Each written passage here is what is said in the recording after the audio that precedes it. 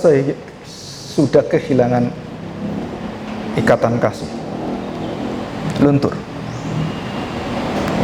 Kalau marah mulai menguasai semua dalam jalan hidup kita, saudara sedang menuju kehilangan kasih mula-mula. Kita lihat Yeremia. Saya akan buktikan, saudara. Kenapa saya cerita ini? Karena ada di Yeremia pasal 2 ayat 2. Yeremia 2 pasal 2 ayat 2. Perhatikan, saudara. Pergilah memberitakan kepada penduduk Yerusalem dengan mengatakan, beginilah firman Tuhan. Aku teringat, betul kan? Aku teringat kepada kasihmu pada masa mudamu, kasih mula-mula. Kepada cintamu pada waktu engkau menjadi pengantin. Bagaimana engkau mengikuti aku di padang gurun, di negeri yang tiada tetapurannya. Dan kemudian Tuhan ceritakan tentang pengkhianatan mereka di padang gurun. Setelah waktu di dalam perbudakan keluar, wah, mereka hatinya semangat sekali, kami merdeka, kami sudah lepas dari dosa, sukacita luar biasa, betul kan? Dan kasih itu berkobar-kobar dan kemudian berjalan, dan mereka mulai kehilangan kasih mula-mula. Terus apa yang mereka inginkan? Kembali ke Mesir.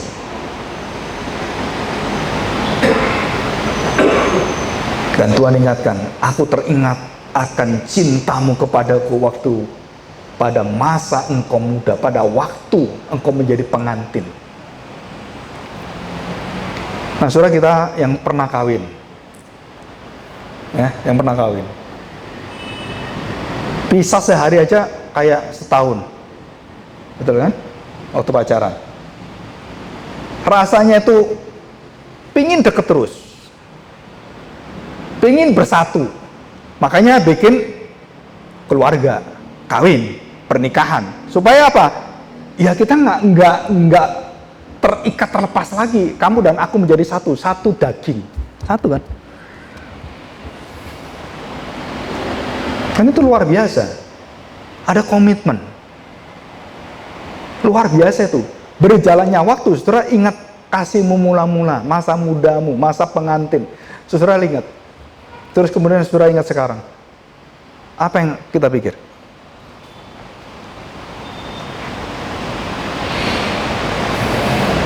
Saudara kita pikir, ya normal lah, karena kita tua, karena kita udah nggak muda lagi, ya kita ini udah punya anak satu, ya ada waktu kita sudah nggak ada, terus kemudian anak 2, lebih nggak ada lagi, anak 11, nggak ada waktu bagi kamu, ngurusi anak terus.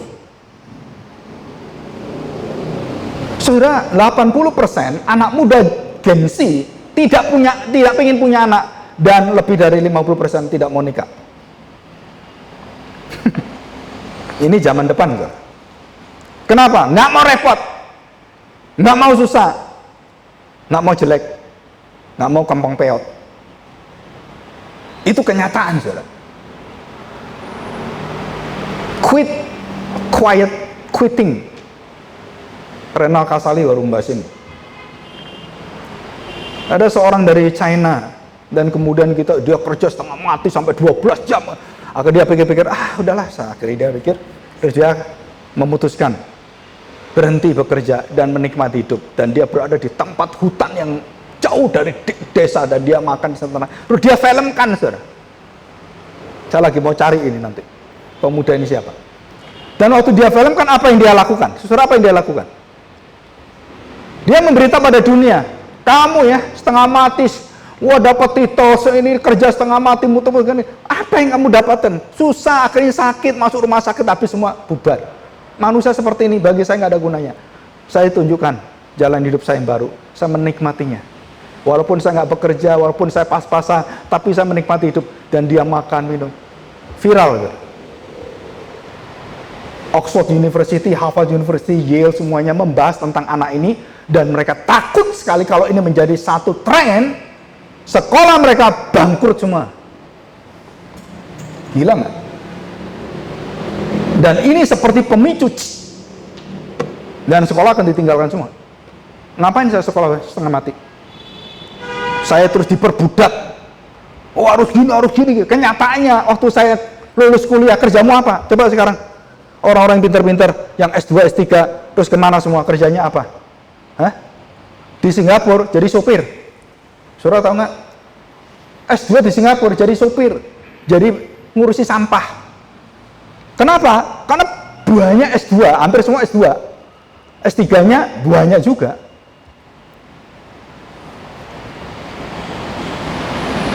Saudara perhatikan, jadi waktu kita memiliki kasih Allah itu, waktu dilambangkan dengan hubungan kita sebagai suami istri, waktu pacaran, begitu berkobar-kobar, begitu dekat, pisah aja nggak mau. Setelah 10 tahun, setelah rumah, setelah pekerjaan, dulu nggak ada kerjaan, sekarang dikasih kerjaan, dan kemudian kerjaan bagus sekali, dan semakin bagus, saya tanya, apa akibatnya pekerjaan, dan apa akibatnya kamu punya anak, dan semuanya diberkati Tuhan? Memisahkan kamu dari kasih mula-mula.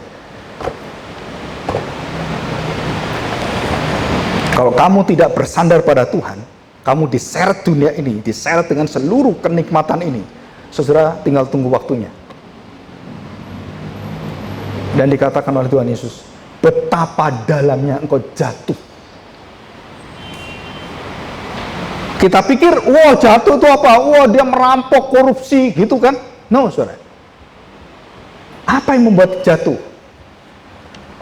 Jawabannya cuma satu, saudara. Engkau tidak setia. Aku setia, aku menyertai, aku bersama engkau, aku mengelilingi gereja, aku memegang dengan tangan engkau. Kenapa engkau tetap seperti ini? Aku setia. Kenapa kamu terus melihat dunia? Kenapa kamu melihat dirimu sendiri? Setelah kita melihat betapa tak terduganya kasih setia Tuhan yang tak terbatas itu, mengagumkan, saudara. Jadi Efesus ini menunjukkan kamu sudah diberkati dengan teologi, diberkati dengan kekuatan, harta benda, kekayaan, kehormatan, kesejahteraan, dan kamu diberi pengetahuan, bisa mempunyai teologi, bisa membandingkan, melihat rasul palsu, penginjil palsu, semua luar biasa. Dan kamu mendapat guru-guru yang luar biasa, rasul-rasul ada di sana. Sudah kurang apa sekarang? Begitu kamu berpusat pada dirimu, rontok langsung semua, saudara. Apa yang membuat pemuda itu rontok? Dan dirontokkan oleh Tuhan. Bukan hartanya, saudara. Harta itu dari Tuhan diberkati mereka. Tapi terikat dengan hartanya itu dan disuruh melepaskan nggak mau, suruh memegang Tuhan nggak mau, runtuhlah dia, imannya hancur langsung.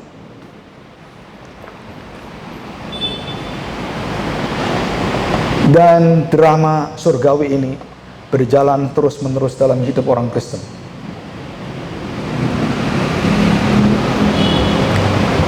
Setiap kali ada anak Tuhan jatuh lagi dalam dosa, self power, self esteem, self dignity, dan semuanya, saudara, kita langsung, Tuhan, terjadi lagi, dan terus seperti itu, saudara.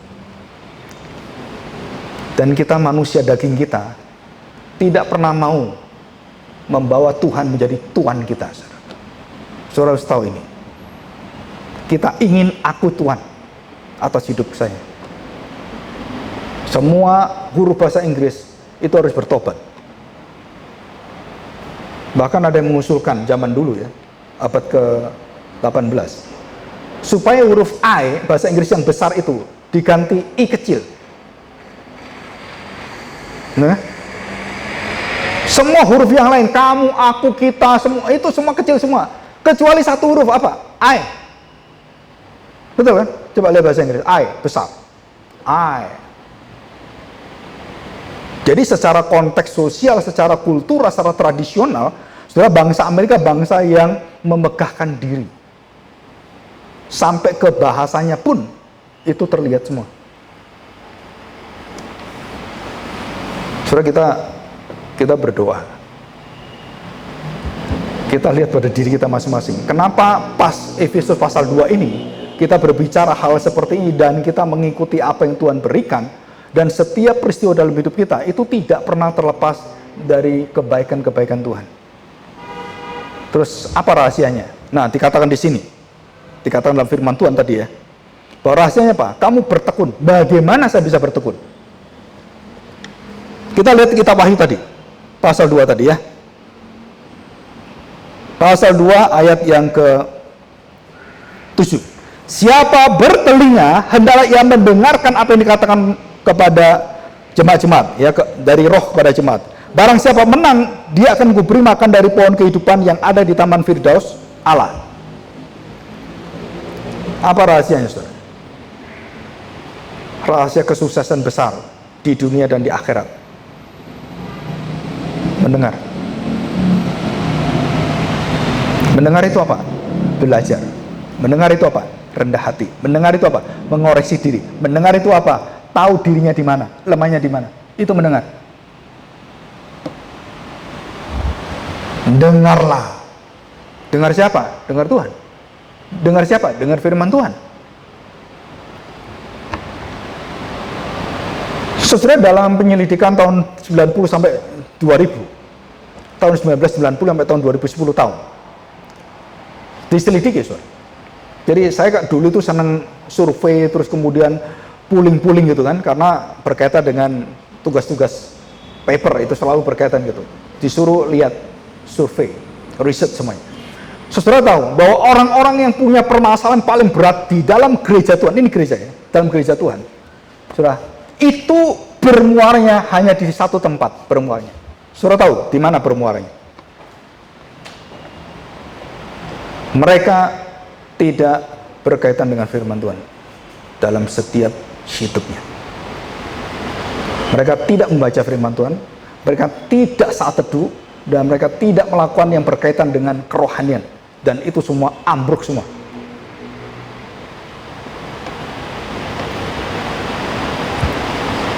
Kalau kita punya masalah, saudara tanya, ini walaupun masalah sepele, apa kaitannya kamu dengan Tuhan hari ini?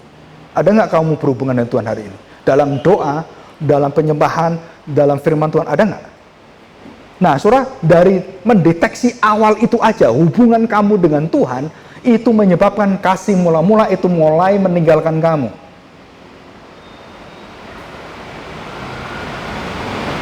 %97% orang-orang punya masalah, tanpa firman Tuhan, tanpa bersekutu dengan Tuhan, tanpa berhubungan dengan Tuhan, itu kehilangan kasih mula-mula dan kasih menjadi dingin. Tapi sebagian orang yang tetap setia di dalam keadaan apapun, dalam kesulitan apapun, sampai hidupnya mau mati pun, mereka tetap bersuka cita. Dan itu bedanya. Beda bumi dan langit. Bedanya apa? Yang satu dalam keadaan apapun dia bertekun mempertahankan semua apa yang Tuhan percayakan pada dia, kasihnya. Apalagi ini suami istri. Dia memegang kesetiaan janji Tuhan. Dia tidak mau menghilangkan apa yang dijanjikan Tuhan. Dia terus berpegang. Dia terus bertaruh dalam hal seperti itu. Dan dia tidak tinggalkan itu.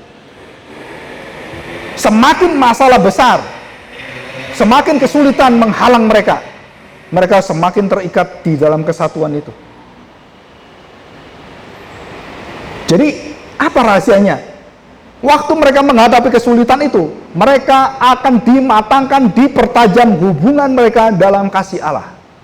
Ini rahasianya.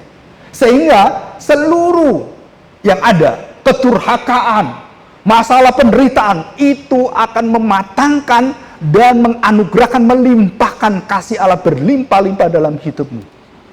Sehingga kamu bisa mengatakan, aku menerima kamu, aku mengampuni kamu, aku mengasihi kamu. Dunia tidak bisa lakukan ini, saudara. Nggak punya anak? Aduh, saya ingin punya anak. Kamu nggak bisa punya anak. Agama mengizinkan kawin lagi saya. Oh, jangan gitu, Mas.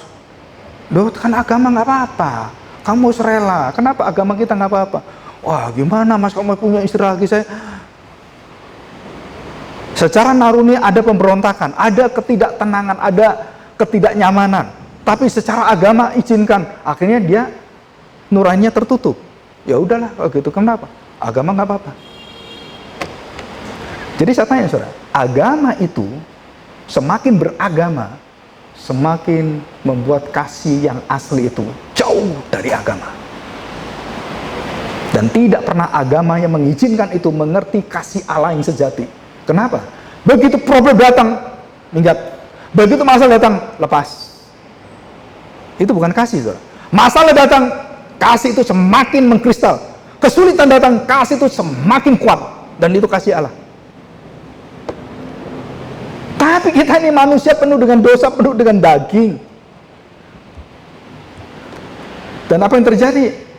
Ya kita jatuh dalam kemanusiaan, keberdosaan kita.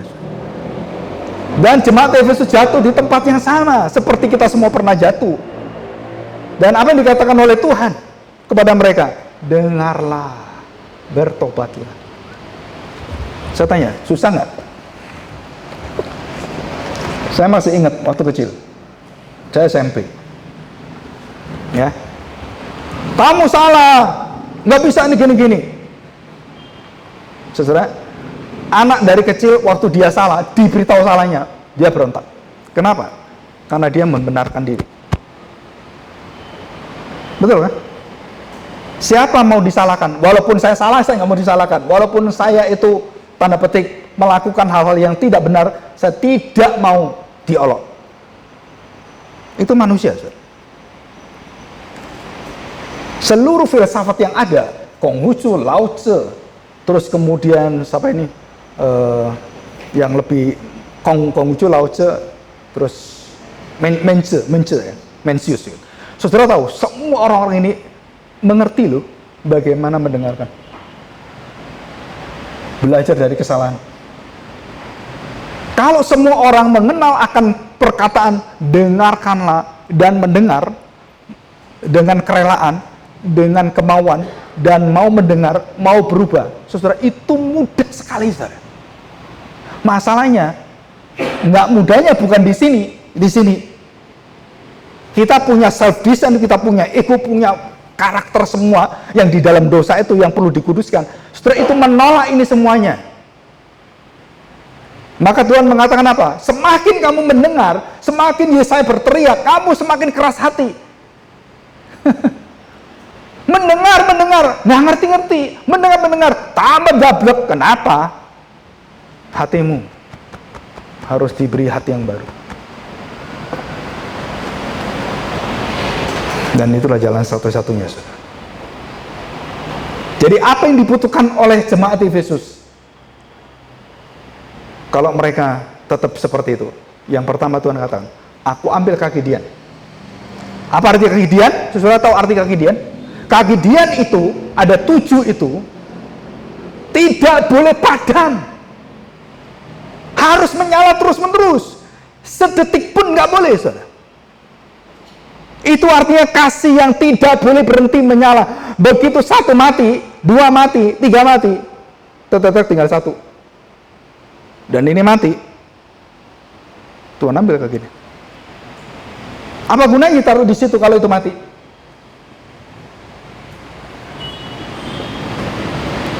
Jadi lambang dari kaki Dian itu menunjukkan apa? Bahwa apa yang sudah Tuhan tanam, saudara-saudara, tidak bisa menghapuskan dan menghentikan serta mematikan. Jadi Tuhan Yesus sedang mengingatkan jemaat Efesus tentang kasih setia. Walaupun kamu meninggalkan kasihku yang mula, kamu di dalam kedurhakaan, engkau aku pegang di tangan kananku, aku mengiling kamu, dan aku akan menjaga kamu.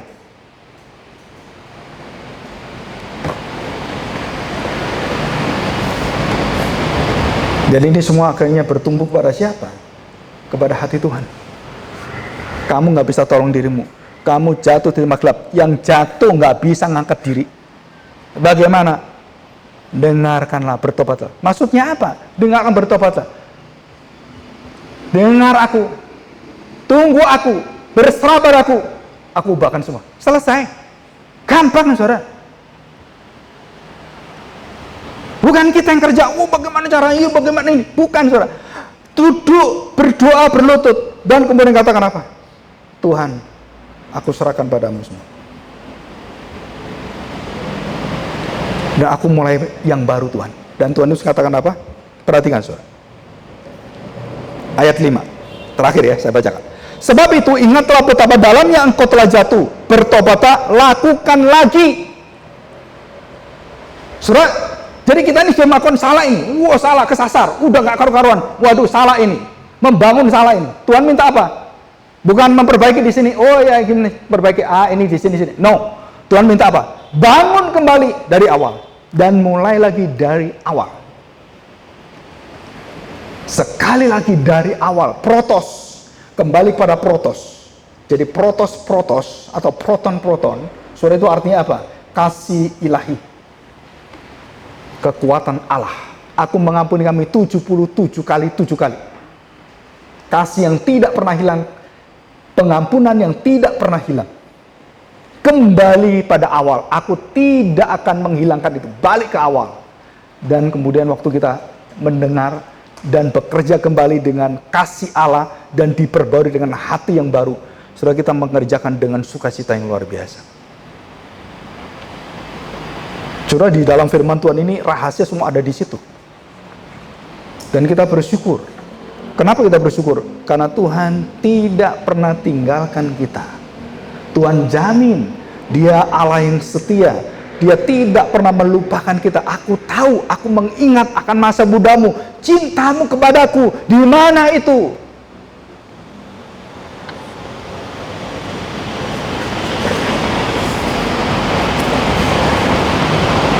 Waktu saya diberitahu satu rencana.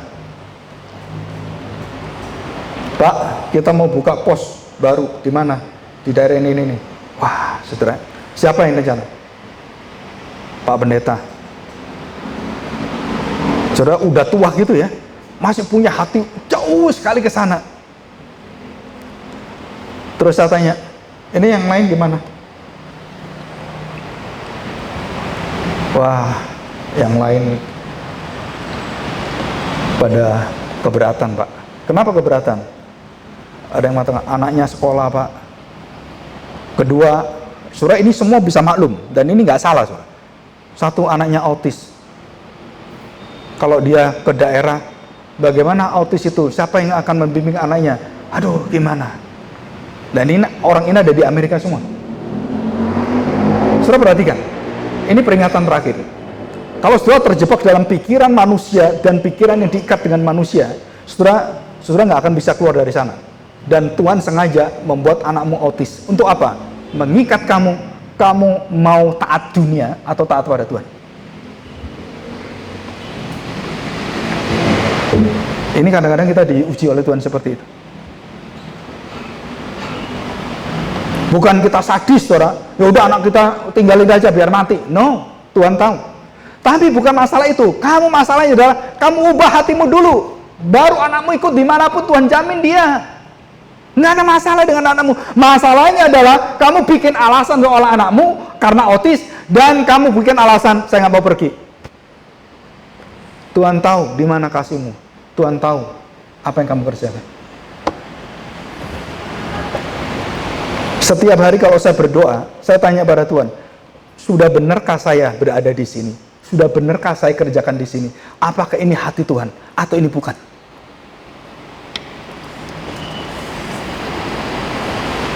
Jadi itu pergumulan yang berat sekali.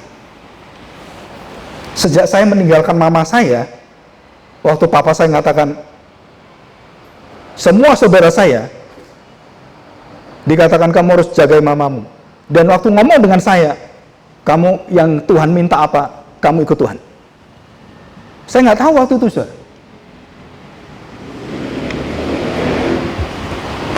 Dimanapun kamu ikut Tuhan. Maksudnya apa gitu kan? Baru setelah jadi anggota saya tahu, wah, saya harus tinggalkan mama saya, tinggalkan kerjaan, semua tinggal. Dan saya ikut Tuhan, karena panggilan saya di situ.